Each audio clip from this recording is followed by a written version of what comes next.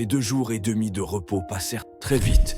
Le vendredi après déjeuner, je me retrouvais à l'école, hurlant les versets coraniques et scandant les mots sur ma planchette à coups de poing.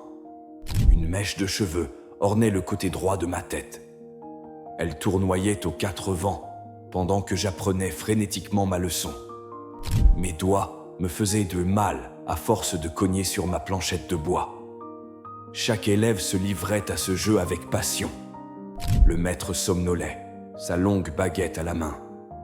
Le bruit, les coups répétés sur les planchettes m'enivraient. J'avais chaud aux joues. Mes tempes bourdonnaient. Une tache de soleil d'un jaune anémique traînait encore sur le mur d'en face. Le maître se réveilla, distribua quelques coups de baguette et se rendormit. La tache de soleil diminuait. Les cris des enfants s'étaient transformés en torrents, en cataractes de rafales. La tache de soleil disparut. Le maître ouvrit les yeux, bâilla, distingua au milieu de toutes ces voix, celle qui déformait une phrase vénérée, rectifia le mot défectueux et chercha une position confortable pour reprendre son somme. Mais il remarqua que le soleil avait disparu. Il se frotta les yeux, son visage s'éclaira et la baguette nous fit signe de nous rapprocher. Le bruit cessa brusquement. Installés tous contre l'estrade du Fekhi, nous chantâmes la première sourate du Coran. Les plus petits comme les plus grands la connaissaient. Nous ne quittions jamais l'école le soir sans la chanter. Le vendredi, nous la faisions suivre de quelques vers de Bnou Achir, consacrés au rituel des ablutions et d'1 ou 2 prières, pour implorer la miséricorde de Dieu en faveur de nos parents et de nos maîtres morts et vivants. Nous étions heureux quand commençaient ces litanies. Elles signifiaient la fin de nos souffrances, le retour à la maison, la course dans les ruelles humides. Enfin, le maître nous libéra un par un. Avant de partir, nous nous dirigions vers l'estrade pour le saluer une dernière fois et lui baiser la main. Chacun prit ses babouches de dessus, une étagère placée à l'entrée de la salle d'école, et s'en alla.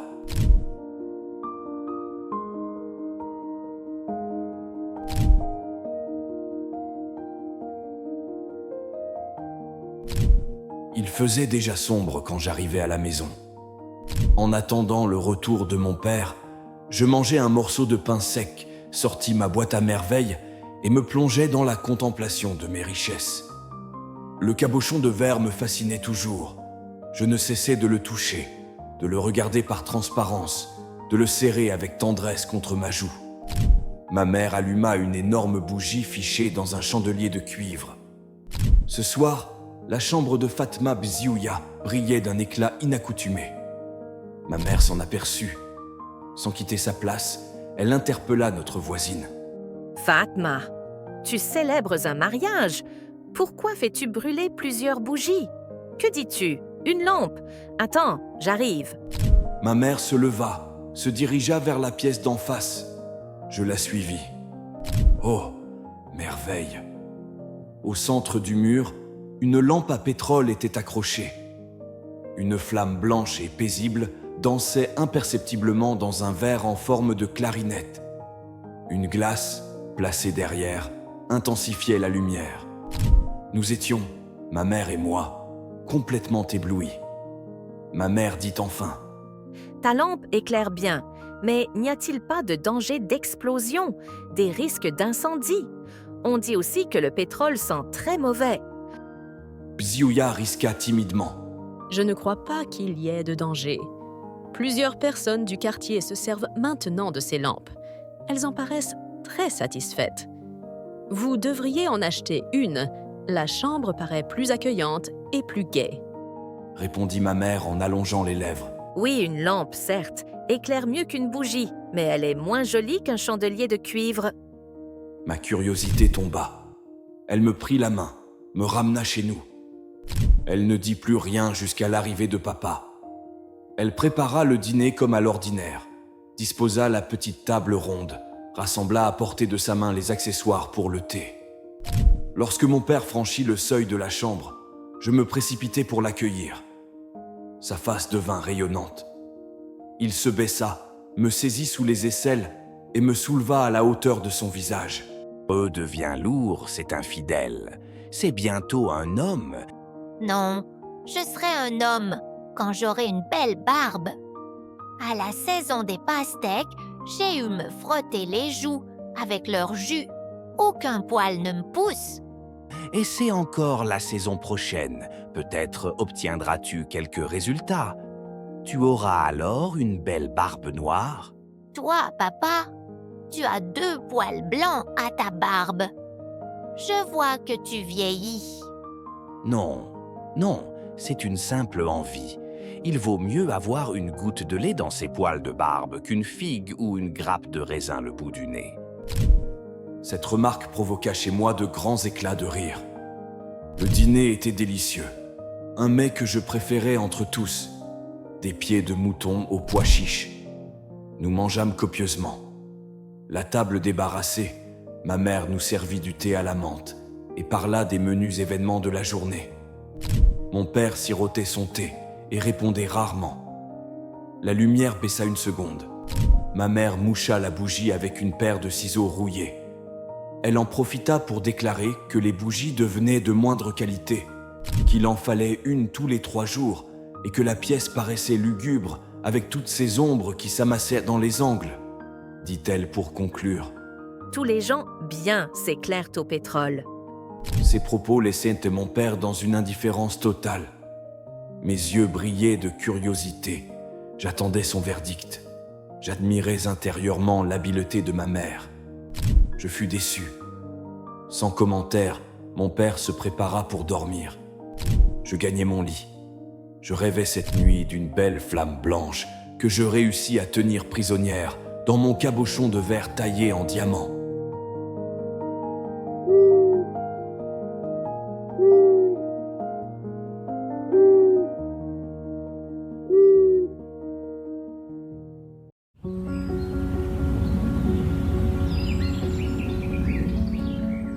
Le lendemain, à mon retour du Hempseed, pour le déjeuner, je sautais de joie et de surprise lorsque je découvris, accrochée au mur de notre chambre, bien au centre, une lampe à pétrole identique à celle de notre voisine. Le matin, Driss le teigneux, en venant chercher le couffin pour les provisions, l'avait tendu à ma mère. Il avait fait emplette en outre d'une bouteille de pétrole et d'un entonnoir. La chouafa qu'on appelait Tante Kanza monta admirer notre nouvelle acquisition, nous souhaita toutes sortes de prospérité. Ma mère rayonnait de bonheur. Elle devait trouver la vie digne d'être vécue et le monde peuplé d'êtres d'une infinie bonté. Elle chantonnait, gourmandait avec tendresse un chat efflanqué, étranger à la maison, riait pour un rien. Chez ma mère, de telles joies étaient loin et souvent très proches des larmes. L'occasion ne tarda pas ce jour-là à se présenter. Elle put, comme elle le disait, soulager son cœur. Rahma, la femme du fabricant de charrues, qui était sortie ce matin accompagnée de sa fille Zineb, dans l'intention de se rendre au quartier Kalklin pour assister à un baptême, revint tout en pleurs. Elle se mit à se lamenter depuis l'entrée de la maison, à s'administrer des claques sonores sur les joues. Malheur, malheur à moi. Je suis la plus misérable des mères. Je ne pourrai jamais survivre à cette douleur. Personne ne pourra soulager ma peine. Les questions fusaient de toutes les fenêtres. Les femmes avaient interrompu leur besogne. Elles la suppliaient de les mettre au courant de la nature de cette catastrophe qui l'avait frappée. Ma mère oublia que Rahma n'était qu'une pouilleuse, une mendiante d'entre les mendiantes. Tout émue, elle se précipita au premier étage en criant « Ma sœur, ma pauvre sœur, que t'est-il arrivé? Nous pouvons peut-être te venir en aide. Cesse de pleurer, tu nous déchires le cœur. » Toutes les femmes entourèrent Rahma la malheureuse. Elle réussit enfin à les renseigner. Zineb avait disparu, perdue dans la foule. En vain, sa mère avait essayé de la retrouver dans les petites rues latérales. Zineb s'était volatilisée. Le sol l'avait englouti, et il n'en restait pas la moindre trace. La nouvelle de cette disparition se propagea instantanément dans le quartier. Des femmes inconnues traversèrent par les terrasses pour venir prendre part à la douleur de Rahma et l'exhorter à la patience. Tout le monde se mit à pleurer bruyamment. Chacune des assistantes gémissait, se lamentait, se rappelait les moments particulièrement pénibles de sa vie, s'attendrissait sur son propre sort. Je m'étais mêlé au groupe des pleureuses et j'éclatais en sanglots. Personne ne s'occupait de moi. Je n'aimais pas Zineb, sa disparition me réjouissait plutôt. Je pleurais pour bien d'autres raisons. D'abord, je pleurais pour faire comme tout le monde. Il me semblait que la bienséance l'exigeait. Je pleurais aussi parce que ma mère pleurait et parce que Rahma, qui m'avait fait cadeau d'un beau cabochon de verre, avait du chagrin. Mais la raison profonde peut-être, c'était celle que je donnais à ma mère lorsqu'elle s'arrêta, épuisée. Toutes les femmes s'arrêtèrent, s'essuyèrent tard le visage, qui avec un mouchoir, qui avec le bas de sa chemise. Je continuais à pousser des cris prolongés. Elles essayèrent de me consoler. Ma mère me dit « Arrête! Sidi Mohamed, on retrouvera Zineb, arrête! Tu vas te faire mal aux yeux avec toutes ces larmes. » Hoquetant, je lui répondis « Cela m'est égal qu'on ne retrouve pas Zineb. Je pleure parce que j'ai faim. » Ma mère me saisit par le poignet et m'entraîna, courroucé.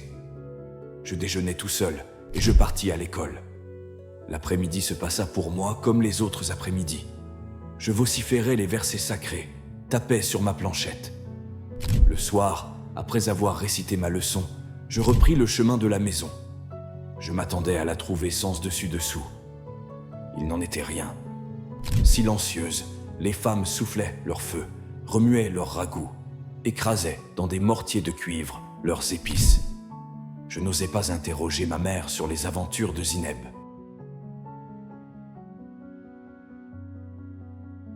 Mon père arriva, comme de coutume, après la prière de l'Acha.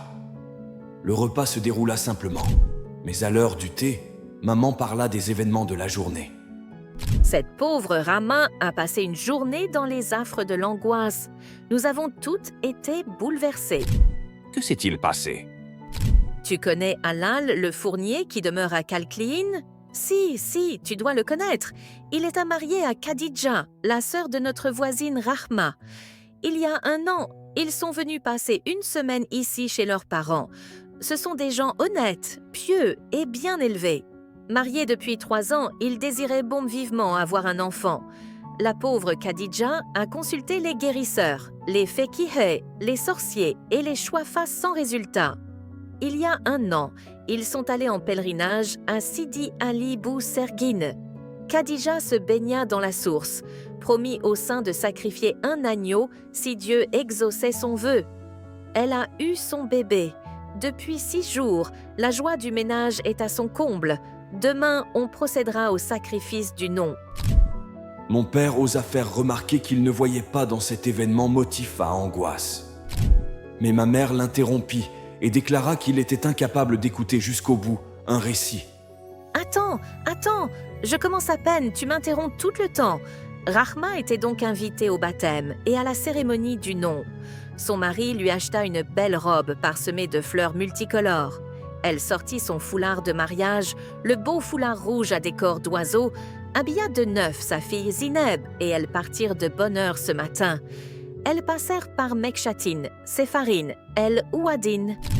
Tu ne vas pas citer toutes les rues de Fès. Je pouffais de rire. Des yeux sévères se fixèrent un moment sur moi et ma mère reprit. Et là, elles arrivèrent à Sif. La foule barrait le chemin. Un marchand vendait des poissons frais, 1,75 francs leur tal. À Joutia, les poissons se vendent 2,25 francs. Les gens se battaient pour se faire servir. Rahma et sa fille furent prises dans les remous de cette cohue. Une fois à l'air libre, Rahma rajusta son haïk et constata la disparition de Zineb. Elle appela, cria, ameuta la foule. Le marchand cessa son trafic, les gens vinrent au secours de la mère affligée, mais la fille restait introuvable. Rahma revint tout en larmes, nous la consolâmes de notre mieux. Alal, le jardinier, se dépêcha de prévenir le mari de Rahma. 2 crieurs publics parcoururent la ville en tous sens, donnèrent le signalement de la fille, promettant une récompense à celui qui la ramènerait à ses parents. Pendant ce temps, nous, faibles femmes, nous ne pouvions que pleurer, offrir notre compassion à la malheureuse mère. J'avais le cœur gros. Fatma Bziouya et moi, nous partîmes à Moulay Idriss. Dans de pareilles circonstances, il faut frapper à la porte de Dieu et de ses saints. Cette porte cède toujours devant les affligés. Une vieille femme surprit notre douleur. Elle nous en demanda le motif. Nous la mîmes au courant du triste événement. Elle nous prit par la main et nous emmena à Dar Kitoun, la maison des Idrissides, lieu d'asile de toutes les abandonnées. Là, nous trouvâmes Zineb. La Mokaddama l'avait recueillie et nourrie pour l'amour du Créateur. Elle eut un rial de récompense et nous la remerciâmes pour ses bons soins. Rama retrouva toute sa gaieté lorsque sa fille lui fut rendue. Louange à Dieu. Prépare le lit de cet enfant. Il tombe de sommeil. Sous mes couvertures, les yeux ouverts, j'imaginais dans une douce somnolence la maison des Idrissides. Je me représentais une vaste demeure, aux mosaïques fanées, bourdonnante comme une ruche de voix de femmes en instance de répudiation, de jeunes filles assez malheureuses et d'enfants perdus. Moi aussi j'étais perdu dans une ville déserte. Je cherchais en vain un lieu d'asile. Je sentis ma solitude devenir lourde à m'étouffer. Je poussai un cri.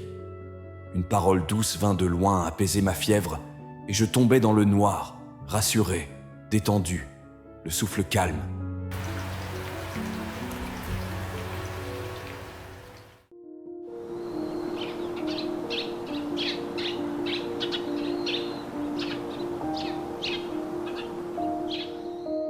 Le jeudi suivant, Rahma, pour remercier Dieu de lui avoir rendu sa fille, organisa un repas pour les pauvres. Toutes les femmes de la maison lui prêtèrent leur concours. Lala Kanza, la Chouafa, aidée de Fatouma la plus dévouée et la plus fidèle de ses disciples, lavèrent le rez-de-chaussée à grande eau et tendirent par terre des nattes et des tapis usés. Fatma Bziouya, Rahma et ma mère s'agitèrent autour des marmites et des couscoussiers. Elles cuisinaient en plein air, sur la terrasse, sur des feux de bois. L'une d'elles les ravitaillait en eau, une autre épluchait les légumes, et la troisième, armée d'une louche en bois gigantesque, tournait les sauces qui bouillonnaient dans leurs récipients de cuivre. Zineb et moi, abandonnés à notre fantaisie, nous courions d'une chambre à l'autre, montions en soufflant les escaliers, recevions des nuages de fumée dans les yeux, accompagnés de réprimandes, redescendions nous réfugier sur le palier, ne sachant que faire de notre liberté. Nous attendions avec impatience l'heure du déjeuner et l'arrivée des mendiants. Lorsque les grands plats de céramique que Rahma avait loués furent grastis, garnis de couscous copieusement arrosés de bouillon, surmontés d'une pyramide de viande et de légumes, Driss El Aouad partit à Moulay Idriss et à la maison des aveugles de la rue Riyad Jeha pour chercher ses hôtes. Bientôt nous entendîmes dans le couloir d'entrée un brouhaha scandé de coups de canne et d'éclats de voix. Driss entra le premier dans le patio. Il fut suivi d'un aveugle à la barbe blanche, guidé par un garçonnet d'une dizaine d'années. Ensuite, un flot de mendiants hommes et femmes se déversa dans la cour. Le premier vieillard exerçait sur cette foule en loques une véritable royauté. Tous lui obéissaient. Il manifestait beaucoup d'égards pour ce patriarche. J'ai appris plus tard que la maison des aveugles, située dans la rue Riyad Jeha, avait un chef choisi et un règlement auquel les membres de cette institution étaient tous soumis. J'avais donc sous les yeux le chef des mendiants au milieu de son clan. Tout le monde s'assit sur les nattes et sur les tapis usés. Avant que le repas ne leur fût servi, ils entonnèrent un psaume où il était question de féliciter qui attendent les croyances au cœur généreux. Ceux-là qui nourrissent les affamés honorent l'hôte de Dieu. Le poème se termina par des invocations afin d'attirer la bénédiction sur notre demeure et sur tous ses habitants. Hommes, femmes et enfants joignirent les mains, les paumes ouvertes vers le ciel. Ils récitèrent la première sourate du Coran. Je la connaissais bien, cette sourate, et je la récitais avec ferveur.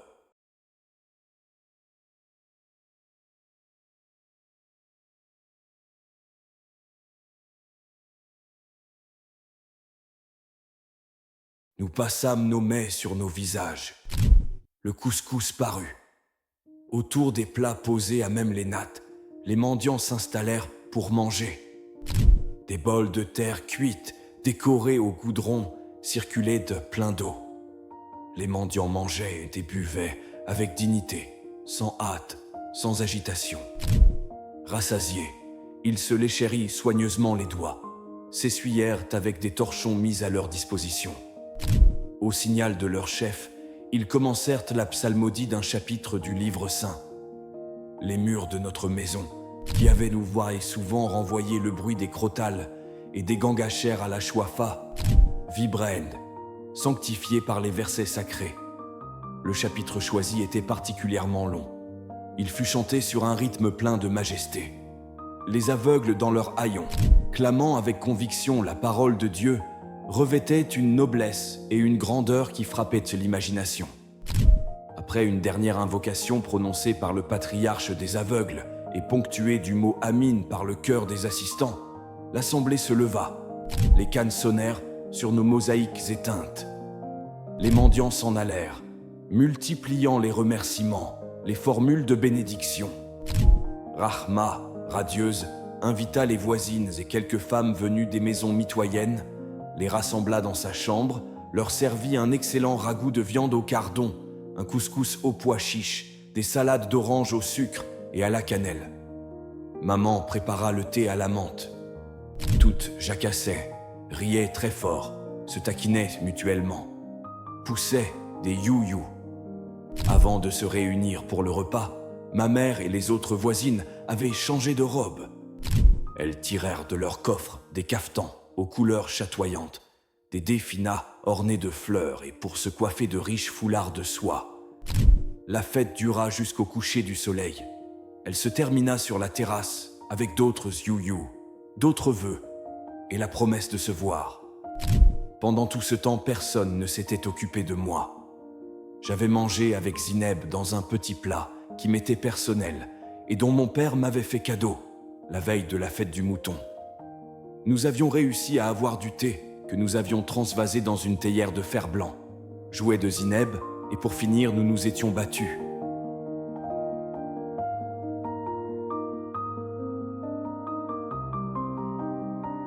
La nuit, la maison retomba dans le silence. Je me sentis. Je sortis ma boîte, la vidai sur un coin de matelas, regardai un à un mes objets. Ce soir, ils ne me parlaient pas.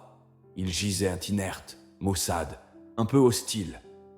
Ils avaient perdu leur pouvoir magique et devenaient méfiants, secrets.